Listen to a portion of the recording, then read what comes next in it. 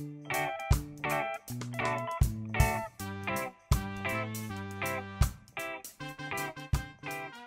afternoon, I'm Valerie Amos, and it's a real privilege to have been asked to chair this afternoon's session. We are probably the biggest investor in Jamaica in the last decade.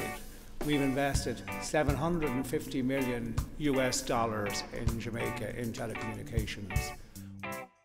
We have 1,000 people working with us, 1,000 Jamaican people working with us in our business. And we have 2 million customers in Jamaica alone.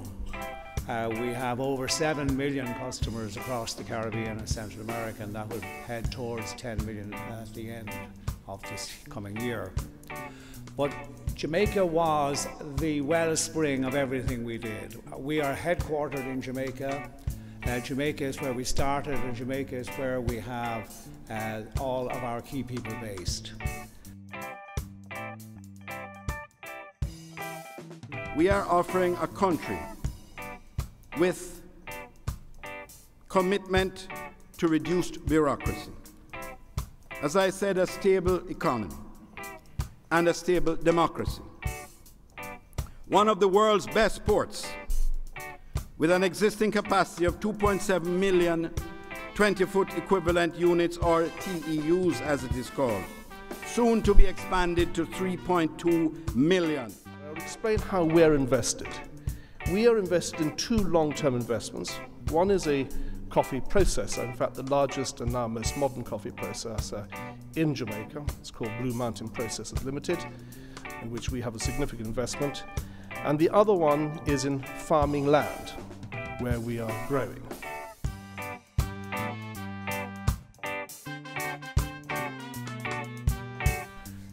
The liberalisation that took place in Jamaica was done on a proper basis and in a proper manner.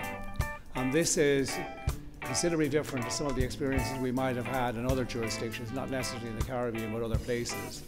It was transparent, and everybody involved in the process, whether they were operators, investors, stakeholders, were kept in the loop, were dealt with in a proper fashion, they were dealt with in a transparent manner, and it was loaded with integrity. And this is something that certainly encouraged us, to invest and reinvest in Jamaica. We think that the EPA will open trade in goods and services and allow easier movement of professionals between territories, as well as products and services. We're always looking for bigger markets. There's a virtually untapped market in Europe. If we leave out bauxite, alumina and sugar and products therefrom, the trade with Europe is just about US 10 million per year.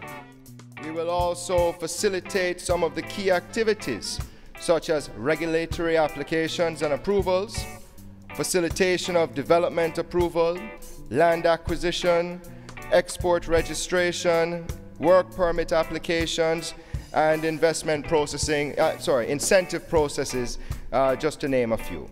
In other words, in considering an investment in Jamaica, we would like you to regard JTI as a valued partner in the process.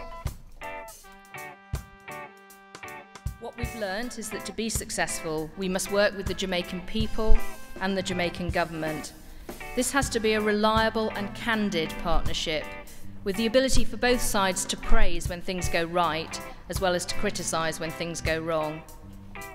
We view Jamaica as a great opportunity for Virgin Atlantic.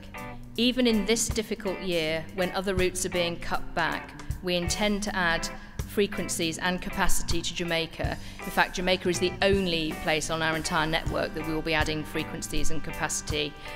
We'll be introducing a new third service to Montego Bay this winter.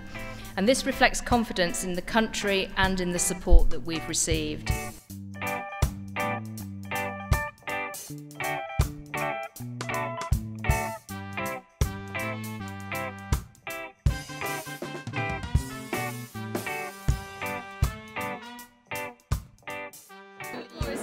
Conference. I think that it touched on several elements of the new Jamaica, progressive, dynamic.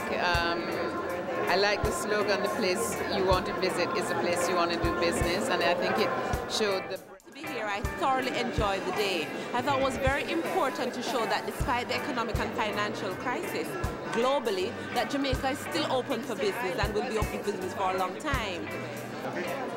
Today for me, I think probably exceeded the expectations, considering the economic situation in the world.